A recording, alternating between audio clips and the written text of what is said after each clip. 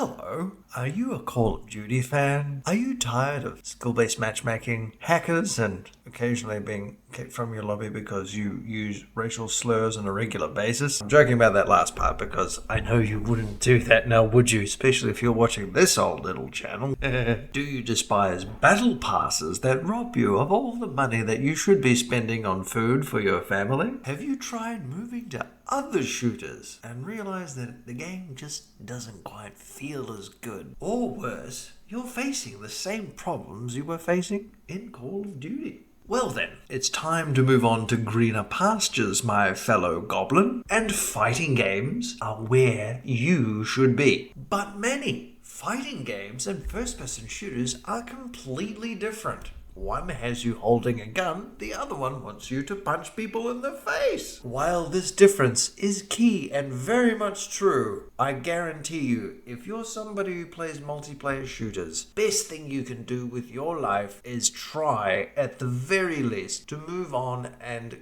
give a multiplayer fighting game a go. I have spent enough money on Call of Duty titles over the last 20 years to say that, as a general rule, fighting games are much more satisfying to play in a competitive context against other people. Think about it. Every time you play a match of even just deathmatch in a Call of Duty game, you've got to deal with a team of 8 other people. That's 8 other opponents that you can blame any number of problems on. Maybe the lag spiked, maybe one player was cheating, maybe one of those people had the most meta loadout in the entire game and was completely exploiting the fact that you're only mid-tier at best. Or worse, you just plain suck and don't know it and have yet to reconcile with that fact. Irregardless, every time that you put yourself in the position of trying to be someone who loves a multiplayer first-person shooter, eventually that game is going to let you down. Why? Because either the player base is a bunch of toxic assholes, which is a given. The more popular the game is, the more likely there are to be people who say things that are ugly, unnecessary, and do things that are ugly and unnecessary. 2, the longer a multiplayer shooter goes on and the more popular it is, the more likely it is to be infested with hackers. Absolutely no game is free from hackers, especially in the age of crossplay. Lastly, in the age of live service games, things end up changing so much from the initial product that you bought and paid for or started playing, if it's a free-to-play title, to the point where it's completely over-monetized. The meta has changed so many times, there's so many new guns, so many new skins, and so many other things that cause infuriating levels of BS meme shit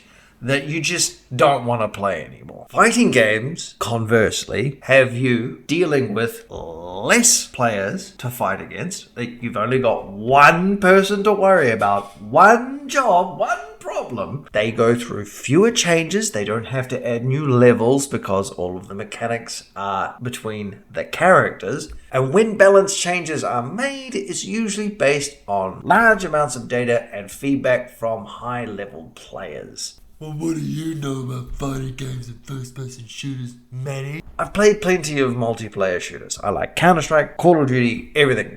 I like anything with a competitive aspect and a community that actually actively enjoys it. That being said, I've also spent many thousands of hours playing Tekken. Now kind of living in the golden age of fighting games. So Tekken 8 came out in January, as I played Tekken from a young age, so Tekken is my jam. And now Tekken 8 is here, and it's crossplay. It's got a whole bunch of new mechanics.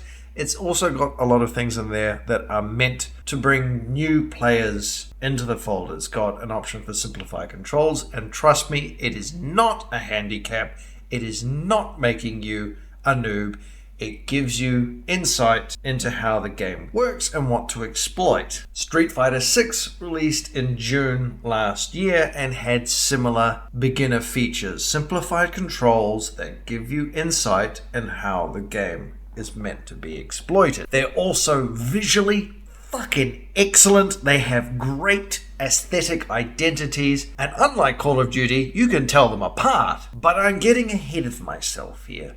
When I say fighting games, as in the title, are better than FPSs, I only mean in terms of multiplayer. Fighting games only in very recent history have managed to have campaigns that are actually entertaining to play. We have the Mortal Kombat games from NetherRealm Studios, helmed by Ed Boon, the man who's been at the helm of Mortal Kombat from the very outset, to thank for this fact. And now Tekken 8 has quite seriously the best campaign I've ever seen in a fighting game. Its anime is all shit, it's very well paced, and it's all centered around the central protagonist. It makes a lot of sense for a fighting game where you play one character mainly so that you get to learn how he plays, whereas the Mortal Kombat games have chopped and changed characters as the story goes along, where you have to learn these very complex, very deep gameplay mechanics every hour or so, and it's kind of frustrating in that respect. And while only recently fighting games have had kind of fun single-player campaigns to go through, first-person shooters have my favorite single-player modes to go through of any genre. Half-Life is my fucking jam. I'm a big fan of Quake. I like indie shooters like Turbo Overkill, and any number of others like Doom, 2016, the original games, Doom Eternal. Just, there's no end of great single-player first-person shooters. How could I even forget the Halo series, for crying out loud? There's no shortage of absolutely amazing single-player shooting games. But when it comes to competitive multiplayer, I very much hold the opinion that fighting games are much, much more entertaining. So here's some facts. The skill ceiling for both of these genres in a competitive context is unlimited. You see people like Shroud and anyone who's a competitive Counter-Strike player, and what they do at high-level competitions, you can see that's a different thing. You look at Evo, you see what players can do there. You know, like moment 37 of the fucking internet in Street Fighter 3, Daigo Umehara versus Justin Huang. That's one of the greatest internet memes of all time, and it's still fucking great because fighting game hype is real. So yes, both genres have high skill ceilings. Both are competitively valid. But for the plebs like you and me, you're gonna have to deal with all of the problems that first-person shooters bring to the table. Having to deal with so many players in a battle royale and all the cheaters therein, that's just not worth your time. I'm in my 30s now. I cannot be bothered playing battle royales because of all of the verbal diarrhea of the dumb fucks who play this game on open mics and the hackers. I cannot be fucked playing with people who cheat openly, brazenly, and for no real reason other than that they're a piece of shit. There is cheating in fighting games, but it is much less commonplace, and it is much more noticeable if you understand the mechanics of the game. And when you start to enjoy playing multiplayer, you will have an understanding of the mechanics. Now is also the best time to get into fighting games because they actually have proper tutorials. They explain the mechanics that have been hidden from players for decades, and they're not opaque, they are open about how they work. They also have tutorials about how to play individual characters. This all first started 10 years ago with a game made by Microsoft of all people, Killer Instinct, but now Tekken, Mortal Kombat, and Street Fighter all have proper tutorialization. And if you're thinking, Oh, I don't want to sit there having to practice things and read stuff. guess what, motherfucker?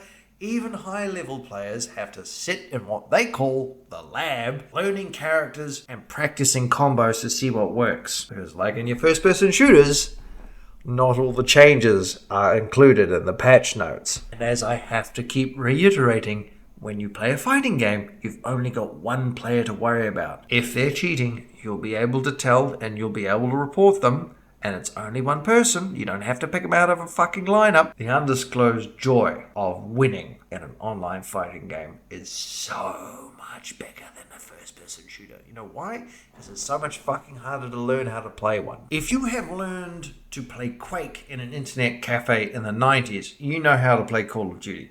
Basically. I hate to tell you this, But the skill ceiling on something like Call of Duty or even Counter-Strike is nowhere near as high as something like an arena shooter like Unreal Tournament or Quake 3 Arena. Fighting games, on the other hand, as time has worn on, have only gotten more complex, more characters, more movesets, more movement options, more mechanics. And now we have games with all of this extra design in them that now properly explain how they work.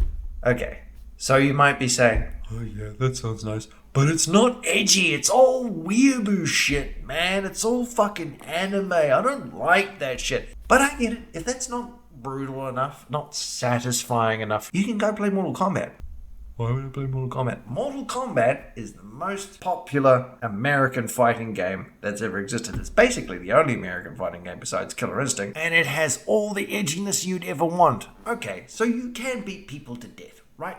But there are also extra little ways to flex on people. There's brutalities which require certain circumstances and certain setups, ways in which you fuck with your opponent before you set them up for a final fall. Those are the most satisfying ways to win in any fighting game. There's also fatalities.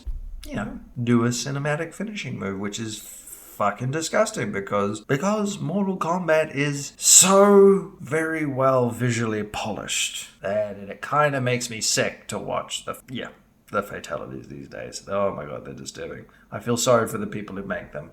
But if you're gonna tell me that you're a guy or a gal who likes to play things casually, if you just want to chill, because you just want to chill. You want to hang out with your mates in Apex Legends or fucking Warzone or whatever. You don't care if you win. You can do that. You don't have to take shit seriously. You don't have to go through fucking ranked. You can just do casual play because, like I said, this is the golden age of fighting games. This is the best time to get into them because there are more people playing them online than ever before. You can find Discord lobbies. You can just even do matchmaking. You can even enjoy the virtual lobby systems inside these games. Both Tekken 8 and Street Fighter 6 have virtual arcades, these big open spaces where you can control an avatar that you have made with a character creator and go and sit down at a virtual arcade machine and wait for someone to come and challenge you just to see where you stand. It's up to you. You don't have to worry about finding a game. I keep finding players in Oceania.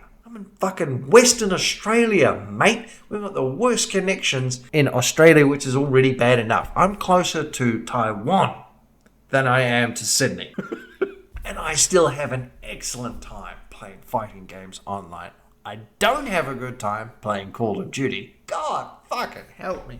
I cannot wait for the Modern Warfare era to be over again. It's more rewarding to play a fighting game. There is so much content and so much depth to the systems that are on offer for a product that you pay the upfront price for, that you can get a lifetime's worth of gaming out of. Even if you don't go online. There are what they call ghost battles, which are digital profiles modeled after players' behavior, so that if you're worried about an opponent who beat you, you can download their ghost and train against them and learn their patterns. These games are the absolute fucking shit when it comes to competitive play. They're so satisfying to learn and they drive you subconsciously to improving yourself. If you've ever gone to a gym, you've ever studied martial art, done a sport or anything like that, you'll know this mindset. Fighting games, they instill this in you as well. And yes, there are shit heels who play it, but there's also kind of a sense of honor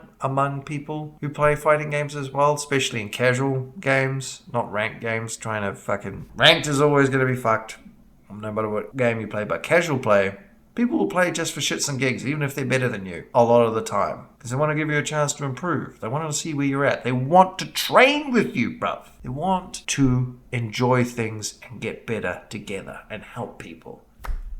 There are also a lot of perverts, but I'm not going to get into that. So instead of wasting your life playing the finals, hoping that they have a ban wave that gets rid of all the cheaters, or playing Call of Duty and getting fleeced for all of your money from the newest Black Cell fucking battle pass, I can't dissuade you from playing Battlefield 2042 because that shit is fire. Please go and play a fighting game. Don't play FPSs. Don't play Fortnite. Don't play fucking Minecraft. Go and play a fighting game. Go and play Tekken 8 or Street Fighter 6. Or if you're into anime, you can go and play Grand Blue Fantasy Versus or Dragon Ball Fighters, but you're gonna get stomped. And I guarantee you, you will have a better time playing online than you do playing things like Call of Duty Warzone or Apex Legends. If you like competition, you will enjoy immensely, and it's worth learning. I know nothing about Street Fighter really, but I still have fun playing it online because even if I suck, I still feel like I'm learning something, and when I put some effort in, I can improve in a very short space of time.